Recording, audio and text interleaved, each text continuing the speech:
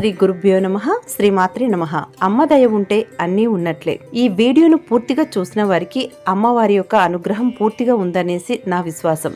ఎందుకంటే ఇది హైందవులకి హిందూ సనాతనాభివృద్ధికి సంబంధించినటువంటి వీడియో. సో వీడియోని స్కిప్ చేయకుండా ఎండ్ వరకు చూసేయండి. ఇందులో మా గురువు గారైనటువంటి శ్రీమాన్ శ్రీ యాజ్ఞిక బ్రహ్మ జ్యోతిష్య పండిత చక్రవర్తులు మా పెద్దయ్య గారు శ్రీవత్సాచార్యుల గారు శ్రీ గంగా సమేత దుర్గా మల్లికార్జున స్వామి వారి దేవస్థానం హైదరాబాద్ శివానగర్ జగద్గిరిగుట్టలో ఉన్నటువంటి శ్రీ దుర్గమ్మ ఆలయంలో అమ్మకి ఆషాఢ మాసం సందర్భంగా శ్రీ రుద్ర దుర్గానుసంధారాధన, అలాగే 94 కలశాలతో ఆరాధన, అభిషేకం, అమ్మవారికి మహాభాగ్య భోగ నివేదన, అభిషేకాలు, కుంకుమార్చనలు, హోమాలు ఇవన్నీ కూడా చేస్తున్నారండి. ఇవి కూడా ఎందుకంటే శత్రు భయాలను తొలగించడానికి, రుగ్మతలు రోగాల నివారించడానికి కోసం, ముఖ్యంగా దాంపత్య సఖ్యత కోసం, అలాగే మన పౌత్రులు అనంటే మనవలు, మనవరాళ్ళు, కొడుకులు, కోడళ్ళు వాళ్ళకి ఎవరికైనా సంతానం లేని వాళ్ళ కోసమని, అలాగే వివాహం కాని వాళ్ళకి కూడా ఇక్కడ సాఫల్యత కోసం, అలాగే ఇంకా అరుదైనటువంటి పూజలను నిర్వహించబోతున్నారండి. ఈ పూజలో పాల్గొన్నటువంటి వారికి ధర్మబద్ధమైన కోరికలు తప్పగా శ్రావణ మాసంలోనే తీరుతాయనేసి మా పెద్దయ్య గారు అయితే ఖచ్చితంగా బల్లగుద్ది చెప్తున్నారు. ఒకవేళ తీరనట్లయితే ఇక్కడ లీలాద్రి క్షేత్రంలోనే ఉంటాను, నన్ను ఖచ్చితంగా అడగండి, నిలదీసి అడగండి అని చెప్తున్నారు. వారి మాటల్లోనే ఇప్పుడు మనము పూర్తి వివరాలను గురించి, డేట్లను గురించి తెలుసుకుందాం. ఈ ఆరాధనని మనం ఎలా చేస్తామంటే అందరం కూడా ఒక రోజు మొత్తం అమ్మవారికి అభిషేక కైంకర్యం ఉంటుంది, యాగం ఉంటుంది, దాని తర్వాత మహాకుంకుమార్చన ఉంటుంది. ఈ 3 విభాగాలు ఉంటాయి. ఈ 3 విభాగాలలో మనం అభిషేక కైంకర్యం ఎలా చేస్తామంటే సోమవారం అంటే 3వ తారీఖు సోమవారం అవుతుంది. మనకు ఈ 3వ తారీఖు మహారుద్రాభిషేకం ప్రారంభమవుతుంది.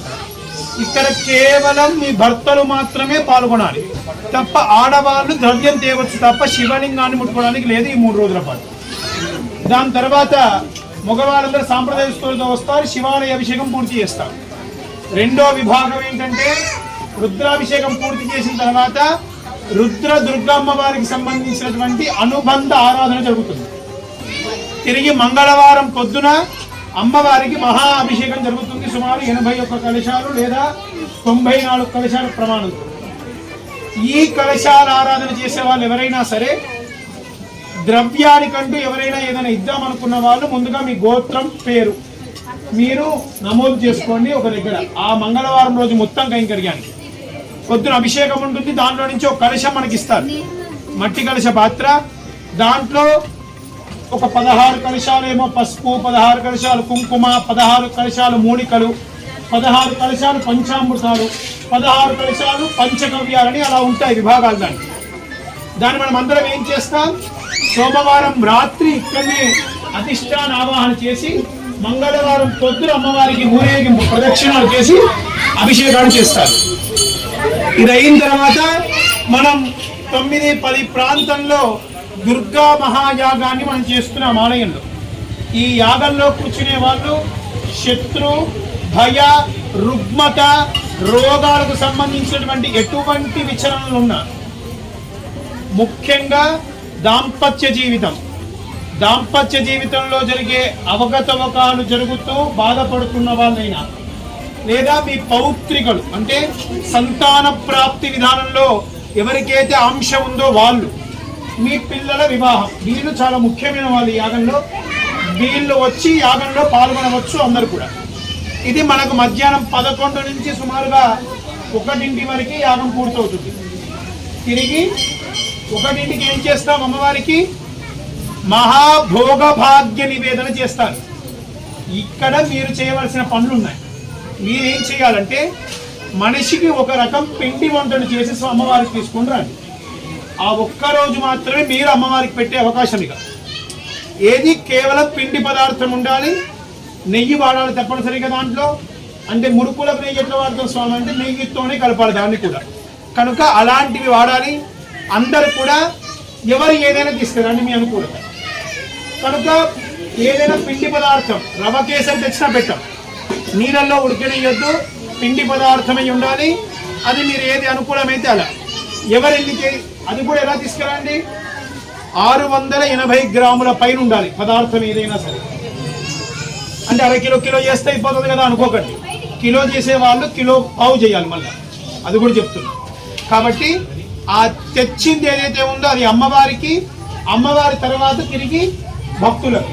ఇది మనం ఈ ఆషాఢ మాసానికి అమ్మకిస్తున్న మహాభోగ భాగ్య నివేదన అని దీనికి పేరు. కనుక అది దుర్గకు సమర్పిస్తున్నాం. ఎందుకు తెలుసా? ఇన్ని సంవత్సరాల నుంచి మీరు వచ్చి ఎప్పుడు అమ్మవారికి ఎలా నైవేద్యం జరుగుతుందో మీరు చూడలేదు. కాబట్టి ఇన్ని రోజులకు ఒకేసారి అమ్మకు పెట్టే మహానివేదన పెట్టి తిరిగి ఆ రోజు మనం ఒక నిర్ణయం తీసుకుంటాం. మనం అమ్మవారి నివేదన సమయానికి మనం ఏం చేస్తామని ఇది మనం నిర్ణయించుకుందాం. తిరిగి సాయంత్రం వేళలో మహా కుంకుమార్చన ఉంటుంది.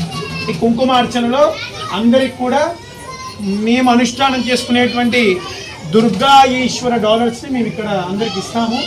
కేవలం మీరందరూ 51 సామాన్లు ఇక్కడనే, అదే 51 మీరు ఇస్తే చాలు ఇక్కడ కూడా. కాబట్టి ఇది మీరు చెయ్యండి. యాగాలకు కానివ్వండి, జరిగే పూజలకు ఆ రోజు ఏమో కమిటీ వాళ్ళు ఆలోచించి వాళ్ళు అన్నప్రసాద కైంకర్యం చేస్తారో ప్రసాదం చేస్తారో వాళ్ళ ఇష్టం. లేదు మనం అందరం కలిసి తలా ఇంత ధనాన్ని ఇచ్చి మనం చేసుకుందాం అనుకుంటే కూడా అందరు చేయవచ్చు. కనుక ఈ కలశానికి యాగానికి వీటికి సంబంధించి అందరికి కూడా 365 రూపాయలు 365 డేస్కి 365 రూపీస్ తీసుకోండి అంతే. వాళ్ళ గోత్రనామాలు మాత్రమే, వాళ్ళ గోత్రనామాలతో కైంకర్యం 365 రూపాయలు ఇవ్వండి చాలు. మీకు ఎవరైనా దీని లోపల పాల్గొనాలనుకుంటే చూసేవాళ్ళు ఎవరైనా ఎలాగైనా రావచ్చు, అది చెయ్యండి.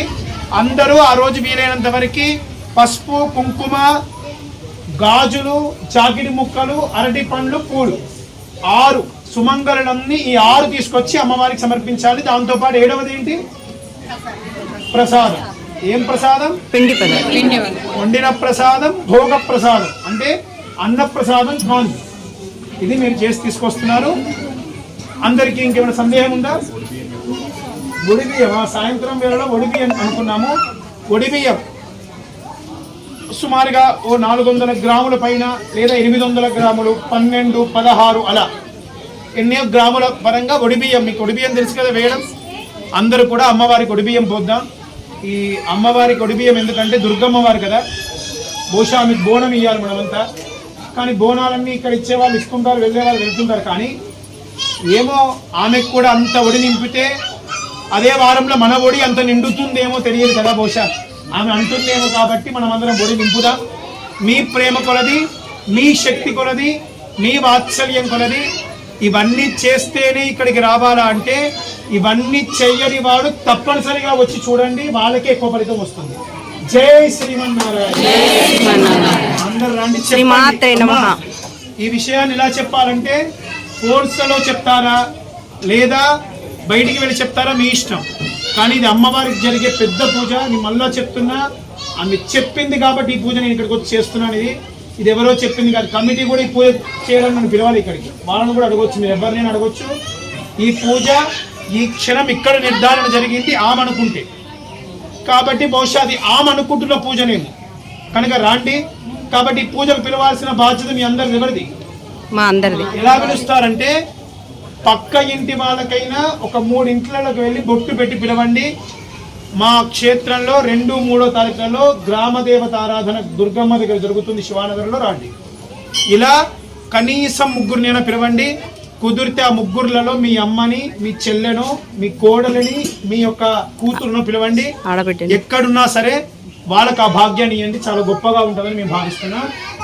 ఇక్కడిక్కడ వాళ్ళని పిలిచి మీరే ఇక్కడిక్కడ బొట్లు పెట్టుకొని పిలిస్తే అది కాదు. మనం చూడని వాళ్ళు ఎవరైనా ఉన్నారో వాళ్ళకి అది చూపించండి. దుర్గమ్మ వాళ్ళని చూడాలనుకుంటుందేమో.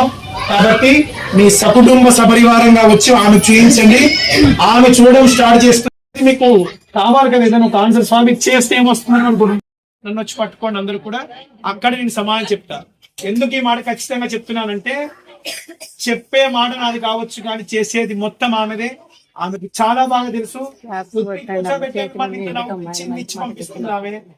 మీరు ఒక్కసారి అనుకుంటే ఎంతసేపు అమ్మా అనుకుంటారు. అందరం కలిసి మన అమ్మ బాగుండాలని, మనమ్మ మనతో ఉండాలని. జై బోల్ దుర్గా మాయికి, పరమేశ్వర భగవానికి, పరమేశ్వర భగవానికి. అందరూ కూడా నమస్కారం చేసుకోండి. విన్నారు కదండి గురువుగారి మాటలు. సో ఇప్పుడు మీరు చేయాల్సింది, నేను చేయాల్సిన పని ఏంటండి, వీడియోలో ఉన్నటువంటి ఇన్ఫర్మేషన్ని అందరికీ చేరవేయాలి. మీకు వీలైతే ఈ విషయాన్ని మీరు నోటి ద్వారానే తెలియజేస్తారో లేదా ఈ వీడియోని షేర్ చేస్తారో అది మీ ఆప్షన్ అండి. కానీ ఖచ్చితంగా ఈ అవకాశాన్ని అయితే సద్వినియోగపరచుకోండి. మరో మంచి ఆధ్యాత్మిక ఇన్ఫర్మేషన్ అండ్ వీడియోస్తో మీ ముందు ఉంటుంది మీ హైదరాబాదీస్ ఆల్ మిక్చర్. అంతవరకు అందరూ బాగుండాలి, అందులో మనం ఉండాలి. సర్వే జన సుఖినో భవంతు. స్వస్తి.